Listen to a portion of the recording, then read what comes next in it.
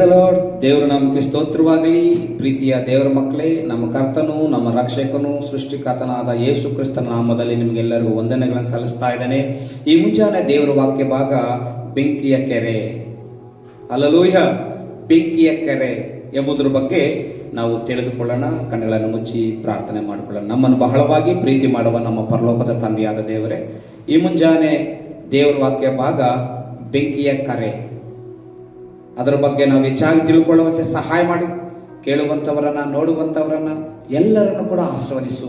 ಈ ಬೆಂಕಿಯ ಕೆರೆ ಎಂಬುದರ ಬಗ್ಗೆ ದೇವ ಅನೇಕ ಗೂಢಾರ್ಥಗಳನ್ನು ಗೋಚರಪಡಿಸು, ಆಶೀರ್ವದಿಸು. ಯೇಸುವಿನ ಮಹಾಪರಿಶುದ್ಧ ನಾಮದಲ್ಲಿ ಪ್ರಾರ್ಥನೆ ಮಾಡ್ತಾ ಇದ್ದೀನಿ, ಪರಲೋಕದ ತಂದೆ, ಆಮೆನ್. ದೇವರ ನಾಮಕ್ಕೆ ಸ್ತೋತ್ರವಾಗಲಿ. ಪ್ರೀತಿಯ ನನ್ನ ಸಹೋದರ ಸಹೋದರನೇ, ಈ ದಿನ ಬೆಂಕಿಯ ಕೆರೆ ಎಂಬುದರ ಬಗ್ಗೆ ನಾವು ನೋಡ್ಕೊಳ್ಳೋಣ. ಪಾತಾಳವು ನರಕದ ಮೊದಲನೆಯ ಸೆರೆಮನೆ ಆಗಿದೆ. ಪಾತಾಳವು ನರಕದ ಮೊದಲನೆಯ ಸೆರೆಮನೆ ಆಗಿದೆ. ಆ ಪಾತಾಳದಲ್ಲಿ ನಾಶವಾದ ಆತ್ಮಗಳು ಸಾವಿರಾರು ವರ್ಷಗಳಿಂದ ನರಕ ಯಾತನೆಯನ್ನು ಅನುಭವಿಸುತ್ತಾ ಇರುತ್ತವೆ.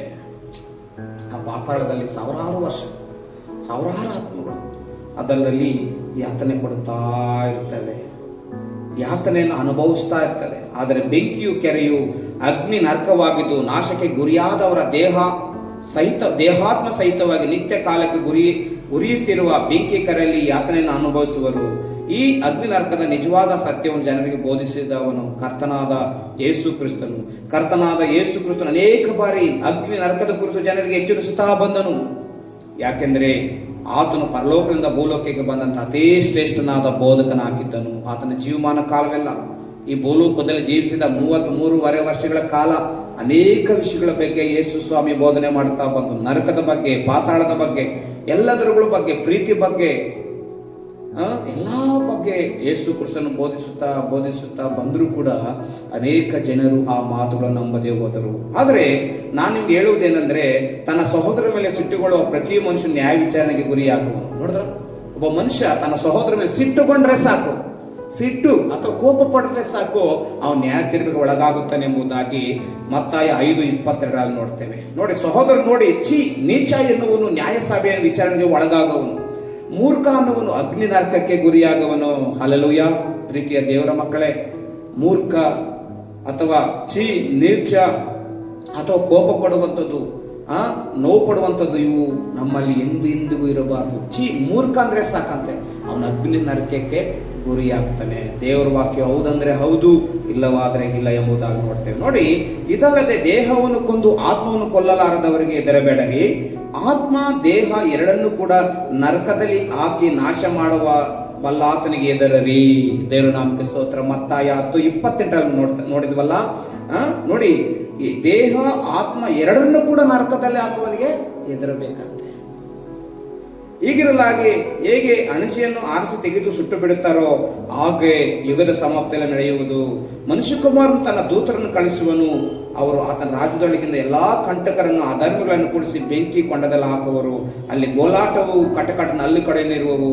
ಮತ್ತಾಯ 13ನೇ ಅಧ್ಯಾಯ 40-42 ವಚನಗಳು ನೋಡುವಾಗ ಅಲ್ಲಿ ಈ ರೀತಿಯಾಗಿ ಬರೆಯಲ್ಪಟ್ಟಿದೆ. ದೇವರ ಮಕ್ಕಳೇ, ಅವುಗಳೇ ಸರ್ಪಜಾತಿಯವರೇ ನರಕದಂಡನೆಗೆ ಹೇಗೆ ತಪ್ಪಿಸಿಕೊಡಲಿ?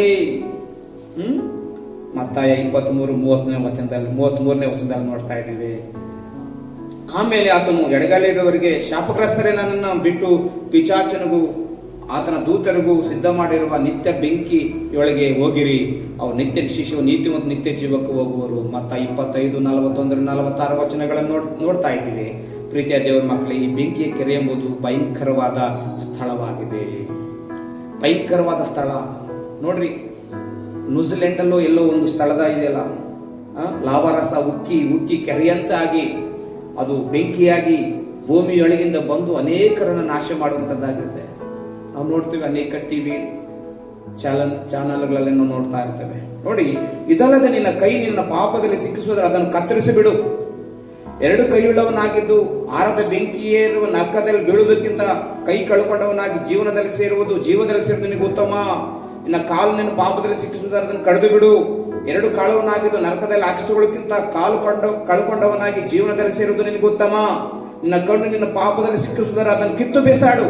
2 ಕಣ್ಣುಳ್ಳವನಾಗಿದ್ದು ನರಕದಲ್ಲಿ ಹಾಕಿಸಿಕೊಳ್ಳೋಕ್ಕಿಂತ ಒಂದೇ ಕಣ್ಣುಳ್ಳವನಾಗಿದ್ದು ದೇವರಾಜಲ್ಲಿ ಸೇರುವುದು ನಿನಗೆ ಉತ್ತಮ. ನರಕದಲ್ಲಿ ಅವ್ರನ್ನ ಕಡಿಯುವ ಹುಳು ಸಾಯುವುದಿಲ್ಲ, ಬೆಂಕಿ ಹಾರುವುದಿಲ್ಲ. ಮಾರ್ಕ 9:43-48 ವಚನಗಳನ್ನು ನೋಡುವಾಗ ಇವೆಲ್ಲ ಬರೆಯಲ್ಪಟ್ಟಿದೆ. ದೇವರ ಮಕ್ಕಳೇ, ಬೆಂಕಿಯ ಕೆರೆ ಅಥವಾ ಅಗ್ನಿ ನರಕ ನಿಜವಾಗ್ಲೂ 100% ಸತ್ಯ. ಕೆಲವರು ನೆನೆಸ್ತಾರೆ, ಸುವಾರ್ತೆ ಹೇಳಬೇಕಾದ್ರೆ ಪರಲೋಕದ ಬಗ್ಗೆ, ನರಕದ ಬಗ್ಗೆ ಸುವಾರ್ತೆ ಹೇಳುವಾಗ ಜನರು ಹೇಳ್ತಾರೆ, ನೀನು ಪರಲೋಕ ನೋಡಿದೀಯಾ ಅಥವಾ ನರಕ ನೋಡಿದೀಯಾ ಅಂತ ಕೇಳುವಾಗ ಅನೇಕರು ಉತ್ತರ ಕೊಡುವುದಕ್ಕೆ ತಡವಾಡಿಸ್ತಾರೆ. ಪ್ರೀತಿಯ ದೇವರ ಮಕ್ಕಳೇ, ನೋಡಿ, ಪರಲೋಕ ಇರಲಿಲ್ಲ ಅಂದ್ರೆ ಯೇಸು ಸ್ವಾಮಿ ಲೋಕಕ್ಕೆ ಬರ್ತಾ ಇರಲಿಲ್ಲ. ಈ ನರಕ ಎಂಬುದು ಪಾಪ ಮಾಡುವವರೆಗೂ ಹಾಗೂ ಪಾಪದಲ್ಲಿ ಬೀಳಿಸುವಂತ ಸೈತಾನನಿಗೂ ಸಿದ್ಧವಾಗಿರುವಂತದ್ದಾಗಿರ್ತದೆ. ನೋಡಿ, ಅನೇಕ ಜನ ಹಾಕುವಂತ ಕ್ವಶನ್, ನೀನ್ ನರಕ ನೋಡಿದೀಯಾ? ಹೇಳ್ರಿ, ನಾನು ನರಕ ನೋಡಿಲ್ಲ. ಮತ್ತೆ ಹೇಗೆ ಹೇಳ್ತಾರೆ? ನನ್ನ ಸತ್ಯವೇದವು ಹೇಳ್ತಾ ಇದೆ, ನನ್ನ ಬೈಬಲ್ ಹೇಳ್ತಾ ಇದೆ, ನರಕ ಎಂಬುದು ಪರಲೋಕ ಎಂಬುದು ಇದೆ ಎಂಬುದಾಗಿ ಬೋಧಿಸಿರಿ. ಪ್ರೀತಿಯ ಸಹೋದರಿ ಸಹೋದರನೇ, ನರಕ ನೀನು ನೋಡಿದೀಯಾ ಅಂತ ಕೇಳುವಾಗ ಒಂದು ಸಲ ನಾವು ಅವರಿಗೆ ಈ ರೀತಿಯಾಗಿ ಒಂದು ಪ್ರಶ್ನೆ ಮಾಡಬೇಕು. ನಿನ್ನ ತಾಯಿಯ ಗರ್ಭದಲ್ಲಿರುವಾಗ ಈ ಭೂಲೋಕವು ಹೇಗಿತ್ತು ಎಂಬುದಾಗಿ ಕೇಳ್ರಿ. ತಾಯಿಯ ಗರ್ಭದಲ್ಲಿದ್ದಾಗ ಭೂಲೋಕ ಹೇಗಿತ್ತು ಗೊತ್ತಿಲ್ಲ ಅಂತ ಹೇಳ್ತಾರೆ. ಮತ್ತೆ ಯಾವಾಗ ಗೊತ್ತಾಯ್ತು ಭೂಲೋಕ? ತಾಯಿಯ ಗರ್ಭದಿಂದ ಹೊರಗೆ ಬಂದಾಗ ಇಡೀ ಪ್ರಪಂಚ ಗೊತ್ತಾಯ್ತು. ಹಲ್ಲೆಲೂಯಾ. ಅದೇ ರೀತಿಯಾಗಿ ನಾವು ಸತ್ತ ಮೇಲೆ ಗೊತ್ತಾಗುತ್ತೆ ನರಕ ಇದೆ ಎಂಬುದಾಗಿ. ಸಹೋದರಿ ಸಹೋದರನೇ, ನರಕದ ಬಗ್ಗೆ ನಾವು ಅನೇಕರಿಗೆ ತಿಳಿಸಿ ಹೇಳಿರಿ. ನರಕದ ಬಗ್ಗೆ ಅನೇಕರಿಗೆ ನಾವು ವಾಕ್ಯಗಳನ್ನು ಹೇಳೋಣ, ಸುವಾರ್ತೆ ಸಾರೋಣ. ಅನೇಕರು ಈ ಬೆಂಕಿಯ ಕರೆಯಿಂದ ರಕ್ಷಣೆ ಮಾಡೋಣ. ದೇವರು ನಿಮ್ಮೆಲ್ಲರನ್ನು ಕೂಡ ಆಶೀರ್ವಾದ ಮಾಡಲಿ. Praise the lord.